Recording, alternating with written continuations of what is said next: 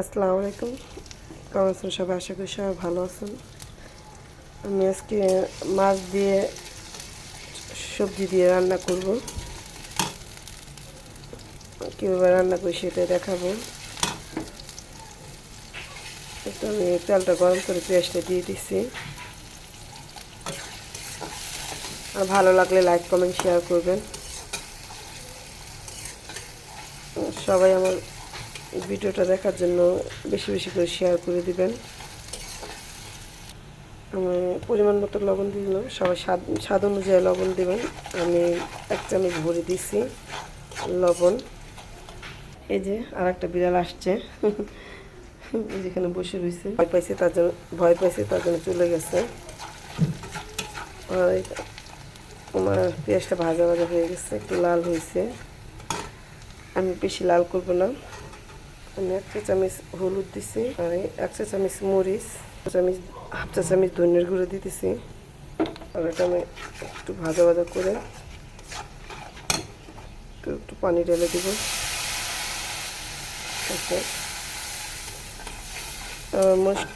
পেঁয়াজটা বেশি ভাজা হয়ে গেছে, হলুদ মরিচ দিয়ে যায়, তার জন্য কালারটা এরকম আসছে। আর এতেও আমার মশলাটা কষানো হয়ে গেছে। এখন আমি এই সবজিগুলো দিয়ে দেবো। সবজির মধ্যে দুল, ঢেঁড়স, আলু আর এখানে বটবড়ি দিয়ে আমি মাছের মাথার সাইডের যে মাছটা থাকে, আর কি মাথাটা অনেক বড় ছিল তো তার জন্য কাইটা ছোটো বানানো হয়েছে।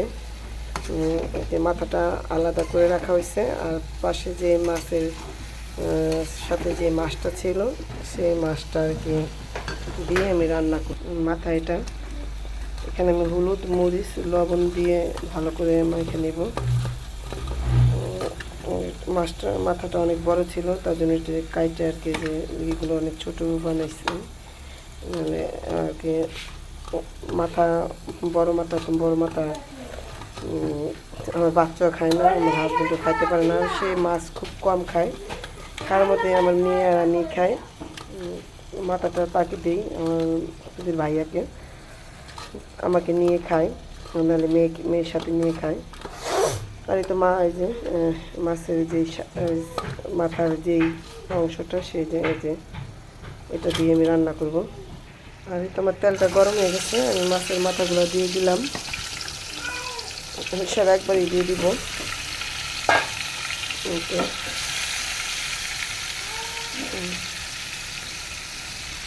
আমি সবজিটাও আমার কষানো হয়ে গেছে, পানি উঠে গেছে। সবজির মধ্যে তো দুল একটু পানি তো আসবেই, পানিটা ভালোভাবে শুকায় তারপর আমি রান্না করব। আর এইখানে যে মাছের মাথাটা একটু ভালো করে ভাজবো আর কি।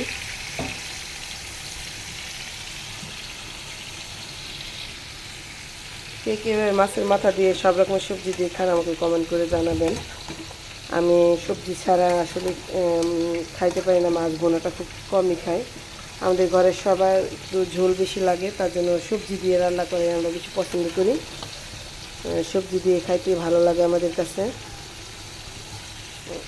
তাই সবজি দিয়ে সবসময় মাছ রান্না করি। সব কিছুর মধ্যে সবজি দিয়ে রান্না করি। এই যে মাছটা এক পাশ ভাজা হয়ে গেছে আর আমার তরকারিটা হয়ে গেছে। এখন আমি পানি দিয়ে দেবো তরকারিটা।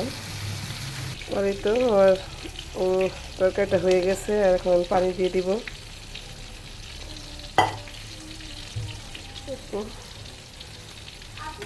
আসলে আমি দেখি যে আমার বটবুড়ি দিয়ে রান্না করলে আমার তরকারির কালারটা একটু কালচা টাইপের হয়, তো খুব খাইতে ভালো লাগে। আর এই যে পাশে আমার মাছটা ভাজা হয়ে গেছে। এই যে একটা বিড়াল, এই যে আর দুইটা জানি কই গেছে। এখন এটা কি দেখা যেতেছে, এই তো দুইটাই তো এখানে। দেখি দেখি দেখি ওই তো সুপার মধ্যে। এই যে মাটি এনে এখানে রাখতেছে, গাছগুলো লাগাবে, এখানে এনে রাখতেছে মাটিগুলা। আমার তরকারিটা হয়ে গেছে, এখন আমি যে মাছটা দিয়ে দিব, মাছের মাথাগুলো।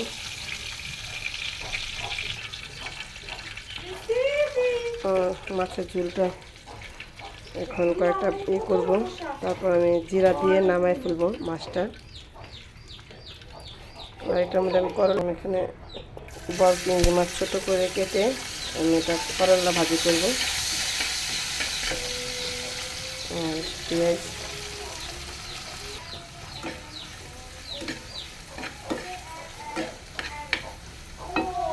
আর তো করলাটা আমি দিয়ে দিছি, মানে করলার আলু।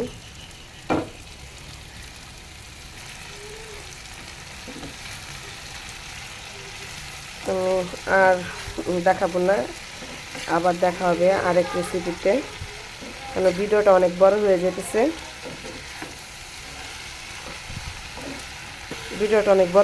পরবর্তী ভিডিওতে আপনাদের সাথে দেখা হবে।